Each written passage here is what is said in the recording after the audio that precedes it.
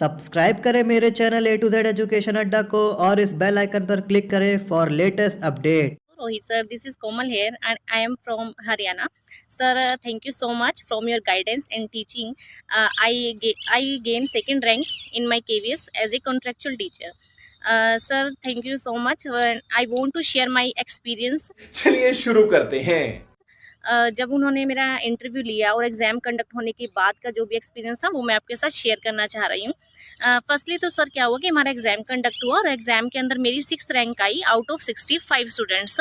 But I feel hesitate कि 6th rank है तो, और वो पोस्ट सिर्फ सर 2 ही थी वहाँ पर। और सर फिर उसके बाद मुझे इंटरव्यू के लिए बुलाया गया। इंटरव्यू में एंटर करते ही उन्होंने मेरा इंट्रोडक्शन तो नहीं लिया because of he already see my documents etcetera, and then they put up the questions about my qualifications and I gave them the answer.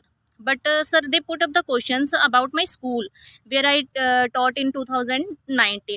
जहाँ मैंने 2019 में टीच किया था वहाँ पर उन्होंने मुझसे उससे रिलेटेड क्वेश्चंस पूछे कि उस स्कूल का नाम जोहन वेस्ले था, तो जोहन वेस्ले में का नेम जोहन वेस्ले ही क्यों रखा गया। गया इसके पीछे क्या रीज़न था, कोई और नाम क्यों नहीं रखा गया, इससे रिलेटेड क्वेश्चन पुट हुए, लेकिन सर मैं उसका आंसर नहीं दे पाई थी। एंड सर फिर उन्होंने क्वेश्चन पुटअप किया था मेरी डेट ऑफ बर्थ से रिलेटेड। तो सर मेरी डेट ऑफ बर्थ थी वो 2 अक्टूबर है, तो उससे रिलेटेड क्वेश्चन हुआ। महात्मा गांधी से रिलेटेड, लाल बहादुर शास्त्री से रिलेटेड। तो महात्मा गांधी से रिलेटेड जो क्वेश्चंस थे उनका मैंने इजीली आंसर दिया, बट जो लाल बहादुर शास्त्री की बायोग्राफी थी उनके बारे में शायद मैं इतना नहीं जानती थी, तो मुझे थोड़ा सा ही लर्न था, मैं उसके बारे में नहीं आंसर दे पाई थी। Not bad.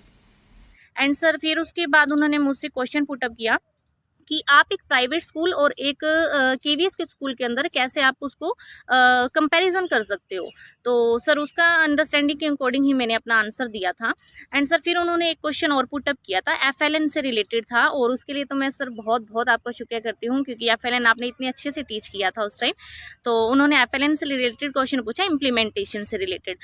तो सर मैंने इम्प्लीमेंटेशन तो सारी बता दी थी, लेकिन जब उन्होंने मुझसे एक और क्वेश्चन पुटअप किया था कि एफएलएन के अंदर ऐसी कौन सी चीज़ें हैं जो प्रोहिबिटेड की गई हैं, ऐसी कौन सी चीज़ें हैं जो मना करने के लिए की गई हैं।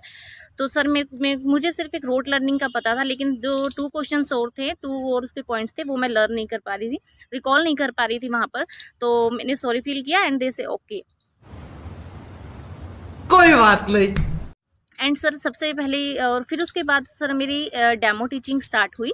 तो डेमो टीचिंग में उन्होंने मुझे पॉम रिसाइटेशन के लिए बोला था, तो मैंने पॉम जब रिसाइट की and sir they have a smiley face. And sir जब उनका स्माइली फेस देख कर ना तो मुझे बहुत ज़्यादा मोटिवेशन फील हुआ, और उस टाइम मुझे आपकी भी ये बात याद आ रही थी कि आप अपना डेमो अच्छे से प्रिपेयर कीजिए। तो सर जब मैंने डेमो टीचिंग की एंड उसके बाद उन्होंने मुझे वहीं बिठाया, और फिर उन्होंने मुझे, ऐसा नहीं था कि मुझे बिल्कुल ही नेगेटिव वे में लेना, नहीं sir.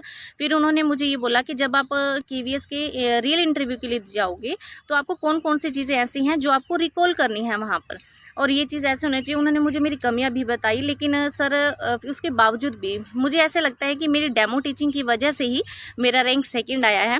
Thank you so much